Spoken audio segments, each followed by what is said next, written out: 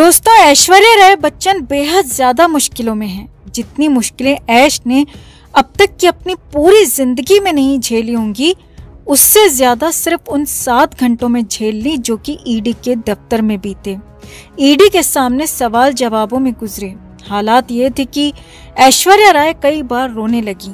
जी हाँ, सूत्रों के हवाले से आ रही खबरों के मुताबिक ऐश्वर्या राय 7.5 घंटे में कई बार रोई, पछताई, मगर ईडी के सवाल जवाब जारी रहे।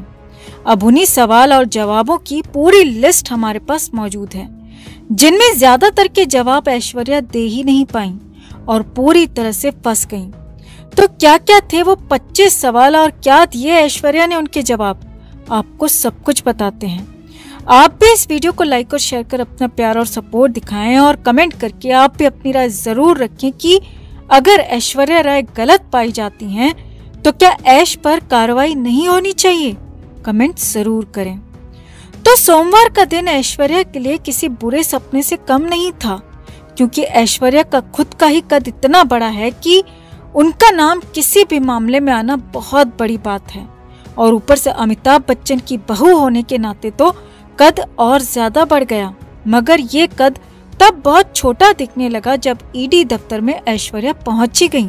जी हाँ, कई तरह की ना नुकुर और एक बार तो ऐश ने करीब करीब आने से इनकार कर दिया था, मगर ईडी का डंडा सख्त हुआ तो ऐश्वर्या राय को आना पड़ा। अब पूछताछ में क्या हुआ, पूरा घटनाक्रम सिलसिलेवार तरीके से आपको बताते हैं। दिल्ली के लोकनायक भवन में ऐश्वर्या राय से पूछताछ हुई। ईडी ने पहले से ही अपने सवाल तैयार करके रखे थे। सीधे ही ऐश्वर्या राय को 2nd फ्लोर स्पेशल रूम में ले जाया गया, जहां पहले से ही ईडी के अधिकारी बैठे थे, मौजूद थे। इंतजार ऐश्वर्या राय का ही था। ऐश्वर्या के आते ही उन्हें बैठने के लिए कहा गया और फिर पानी भी पूछा गया, जिस पर ऐश्वर्या ने इनकार किया। और फिर ईडी अधिकारियों ने सीधे ही सवाल जवाब शुरू कर दिए और पहला सवाल दाग दिया। सूत्रों के मुताबिक ऐश्वर्या से पहला सवाल दागा गया कि आप किस किस कंपनी में डायरेक्टर के पद पर रहीं। अब इस सवाल का जवाब ऐश्वर्या ने बेहद हैरानी भरे अंदाज में दिया। सूत्रों के मुताबिक ऐश्वर्या ने कुछ भारतीय कंपनियों का नाम बताया और कहा कि इससे ज्यादा उन्हें याद नहीं है। जी हाँ, ऐश्वर्या को ये याद नहीं था कि वो किन किन कंपनियों में डायरेक्टर रह चुकी हैं।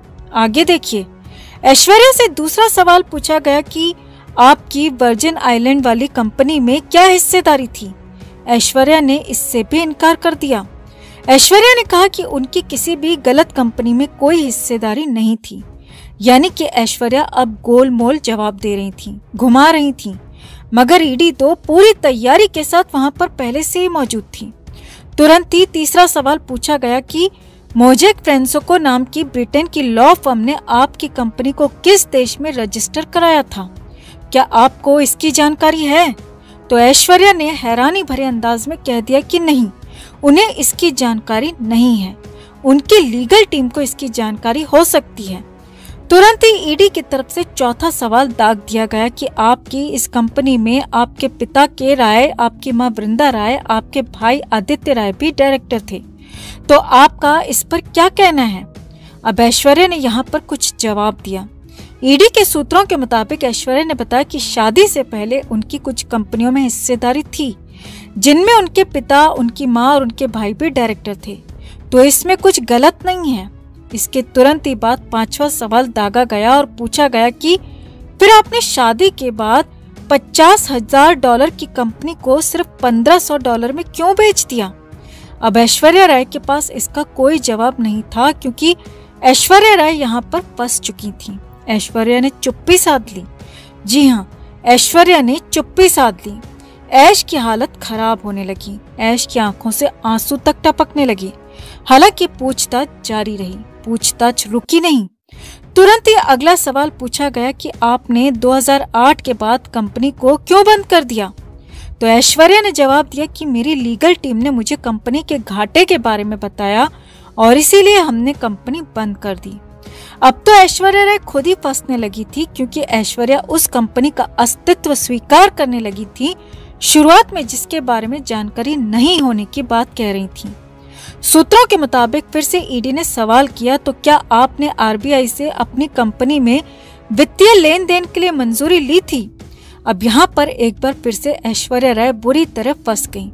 ऐश ने कहा कि उनके सीए, उनकी लीगल टीम ही इसको देखती है, उनको ही इसके बारे में पता होगा, वो नहीं जानती।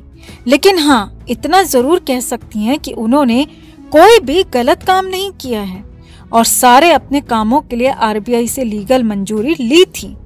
आरबीआई से वित्तीय मंजूरी ली है, यानी कि बहुत सारे सवालों के जवाब ऐश्वर्या राय नहीं जानती के रूप में दे रही थी, लेकिन पूछताछ जारी थी। अब फिर अमिताभ बच्चन को लेकर भी ऐश्वर्या राय से सवाल पूछा गया। ऐश्वर्या से पूछा गया कि जिन कंपनियों में अमिताभ बच्चन डायरेक्टर थे, बाद में उन कंपनियों के शेयर्स क्यों बेच दिए गए? अब इस सवाल का जवाब भी ऐश्वर्या के पास कुछ नहीं था। जी हाँ, ऐश्वर्या ने इस बारे में भी जानकारी नहीं होने की बात कह दी। इसके बाद ऐश्वर्या से कुछ कागजात दिखाने को कहा गया, जो कि पहले से ही ईडी की तरफ से कहा गया था और ऐश उनको लेकर भी आई थी। और फिर ऐश्वर्या ने कई सारे डॉक्यूमेंट्स ईडी के सामने सबमिट किए, ईडी को दिए और उनके बारे में भी बातचीत हुई। करीब 7.5 घंटे तक ये पूछताछ हुई। इसके बाद भी कई सारे सवाल जवाब हुए और इस दौरान ऐश्वर्या की हालत खराब ही होती रही। कई बार रोई, परेशान होकर पानी मांगने लगी और कई बार ऐसा हुआ कि जब ऐश ने सवालों के जवाब नहीं जानती या मुझे नहीं पता या फिर मेरी लीगल टीम जानती है, ऐसे ही जवाब दिए और रात करीब 7:30 बजे ऐश्वर्या राय को छोड़ा गया। अब हालात ये हैं कि जल्दी फिर से ऐश्वर्या से पूछताछ हो सकती है। पूछताछ के लिए फिर से उन्हें बुलाया जा सकता है, क्योंकि ईडी अगर संतुष्ट नहीं हुई तो फिर तो गिरफ्तारी भी हो सकती है। इससे पहले अभिषेक बच्चन से भी ईडी सवाल जवाब कर चुकी है और खबरें तो यहाँ तक आ रही हैं कि अमिताभ बच्चन को भी ईडी बुला सकती है पूछताछ के लिए। यानी कि पूरा बच्चन परिवार यहाँ पर शिकंजे में फंसता हुआ दिख रहा है। वित्तीय लेन देन में इन पर आरोप आ रहे हैं, वित्तीय गड़बड़ियों में इन पर आरोप आ रहे हैं और इन पर पूरा आरोप लग रहा है कि गलत तरीके से, अवैध तरीके से इन्होंने भारत से पैसे विदेश भेजे, विदेशी कंपनियों में लगवाए और फिर उन कंपनियों को वहां पर बेच डाला। तो आरोप बहुत बड़े हैं, इनके जवाब मिलने बहुत जरूरी हैं। सुशांत के जाने के बाद रवि किशन के लिए जया जी ने कहा था कि जिस थाली में खाते हैं उसी में छेद करते हैं, मगर इनके खुद के परिवार की थाली छेदों से भरी हुई है। जहां इनके पतिदेव पैसा कमाने के लिए उन लोगों की भावनाओं की धज्जियां उड़ाते हैं जो इन्हें बिग बी, सदी के महानायक की उपाधि देकर सर पर बिठाते हैं, वो महानायक सिर्फ कुछ पैसों की लालच में महानालायक बनकर कैंसर बेचते हैं, गुटखे का प्रचार करते हैं।